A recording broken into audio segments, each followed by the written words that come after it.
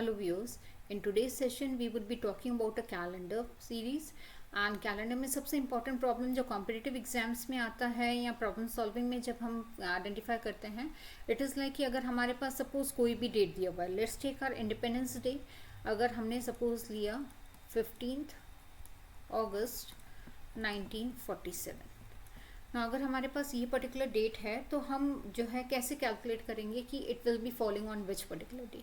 तो इसके लिए हम ये बेसिकली 3 टेबल्स मैंने यहाँ पर बनाए हुए हैं एंड ये 3 टेबल्स को हम जो है ये यूज़ करेंगे कैलकुलेशन के लिए।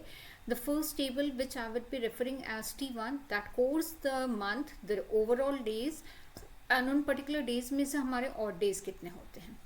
नेक्स्ट हमारा होगा table 2 that is years and the number of odd days. इसका मतलब 100 ईयर्स में 5 ऑड डेज। ये टेबल कैसे जनरेट हो रही है इसके पहले के वीडियोस में मैंने शेयर किया हुआ है। And the third thing that we would be doing is table 3 जो कि हमें डेज एंड काउंट डिफाइन करता है। तो ये तीनों टेबल्स जो है वो हम यूज़ करेंगे and will finally calculate out कि किसी भी पर्टिकुलर डेट अगर हमारे पास कंप्लीट डेट अवेलेबल है तो how we can identify the corresponding day of it. Now इसके लिए सबसे पहले हम कोड कैलकुलेशन स्टार्ट करते हैं तो 1947 को हम आइडेंटिफाई करते हैं कि लीप ईयर है कि नहीं। नाउ इसको हम 4 से इस वैल्यू को 4 से डिवाइड करेंगे और अगर हम 4 से डिवाइड कर रहे हैं तो फिर फाइंड कि ये हमारा 4 से डिविजिबल नहीं है and it leaves down a remainder. इसका मतलब it is not a leap year. अब जो next part of the calculation है उसमें हम क्या करते हैं, हमारे ईयर्स कितने कंप्लीट हो चुके हैं। हमारे कंप्लीट ईयर्स जो हो चुके हैं दैट इज 1946, एक year before, okay 1 year earlier than the given year. तो हमारे 1946 ईयर्स कंप्लीट हो चुके हैं और अगर 1946 कंप्लीट हो चुके हैं तो हम क्या करेंगे, इस पर्टिकुलर ईयर को आइडेंटिफाई करेंगे कि हम कैसे टेबल 2 के रेफरेंस में इस पर्टिकुलर को 1946 को ब्रेक कर सकते हैं। तो सबसे पहले हम इसको लिख सकते हैं एज 1600 प्लस 300 प्लस 46। ओके, अब 1600 की बात करते हैं तो 1600 हैज़ 0 ऑड डेज और 300 हैज़ 1 ऑड डे। नेक्स्ट जो हमें करना है वो है 46 में जो है ये 46 की वैल्यू हमें यहाँ से आ रही है। 46 की वैल्यू के लिए हमें आइडेंटिफाई करना है कि इसमें कितने ऑड डेज हैं। नाउ ऑड डेज के लिए सबसे पहले हमें आइडेंटिफाई करना रहता है कि हाउ मेनी लीप ईयर्स आते हैं। तो जब हमने इसको डिवाइड किया तो we find that it has 11 leap years. ठीक है, अगर 11 लीप ईयर्स है तो रिमेनिंग कितने हैं, रिमेनिंग हो जाएगा 46 minus 11 and 46 minus 11 means 35 regular years. ये हमने बेसिक कैलकुलेशन कर लिया।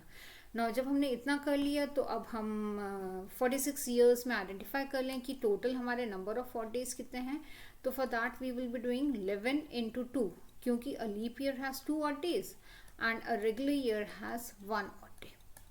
सो 11 2 ज़ा 22, 35 1 ज़ा 35, तो ये हो गया 57। प्रॉब्लम को हम यहीं पर सिंप्लीफाई कर सकते हैं। हम इसको यहाँ पर फिर 7 से डिवाइड कर लें क्योंकि हमें इन टर्न ऑड नंबर्स निकालना है। 7 8 ज़ा 56, रिमाइंडर कितना बच जाएगा 1। तो हमने यहाँ 46 के लिए we are suppose to put it as 1, तो 1 प्लस 1 हो गया हमारा 2। तो यानी 1946 में नंबर ऑफ ऑड डेज जो हमने कैलकुलेट किया है दैट इज 2। हमारा नंबर ऑफ ऑड डेज हमने कैलकुलेट कर लिया। Next let's move up to this month 15 अगस्त तक हमें कैलकुलेशन करना है। तो जैन, फेब, मार्च, अप्रैल, मई, जून, जुलाई एंड अगस्त। अब जैन में टेबल 1 को हम रेफर कर रहे हैं। टेबल 1 को अगर हम रेफर कर रहे हैं तो Jan has 3 odd days. Feb not a leap year है, it means it will have 0 odd day. March 3, April 2, मई 3, जून 2, जुलाई 3। अब अगस्त में अगर हम इस टेबल को रेफर करेंगे तो 3 है, बट हमें किस डेट के लिए कैलकुलेट करना है, we have suppose to calculate for 15th of August. तो हम यहाँ पर लिखेंगे 15 क्योंकि नंबर ऑफ ऑड डेज निकाल रहे हैं तो इसको हम 7 से डिवाइड करके मॉड निकाल लेंगे तो ये 1 आ गया। Now the next thing that we are suppose to do is कि ये जो कितने नंबर ऑफ ऑड डेज आए हैं इनको हमें ऐड करना है. अगर हम इसको ऐड कर लेंगे so that will B 3 + 3 is 6, 6, 7, 8, 8 and 3 is 11, 11 and 2 is 13, 13 and 3 is 16, 16 plus 1 is 17.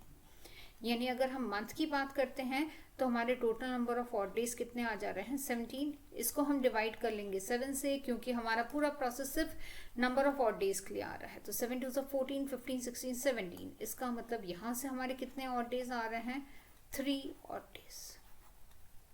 अब हम फाइनल कैलकुलेट करते हैं कि हमारे टोटल ऑड डेज कितने हैं. टोटल ऑड डेज के लिए पहले हम ईयर के लिए आइडेंटिफाई कर लेते हैं. ईयर का यानी हमारे ईयर का प्लस डेट का हम इसको स्प्लिट कर लेंगे. ईयर के लिए अगर हमने number of odd days calculate किए हैं तो वो आ जा रहा है 2. और अगर हम डेट के अकॉर्डिंग कर रहे हैं so that comes out to be 3. 3 + 2 कितना हो जाएगा 5. तो total number of odd days हमारा कितना आ जाएगा 5. अब ये 5 को टेबल नंबर 3 से रेफर करेंगे. Will just refer table 3 over here. और इसके अकॉर्डिंग जो 5 है दैट इज रेफरिंग फ्राइडे.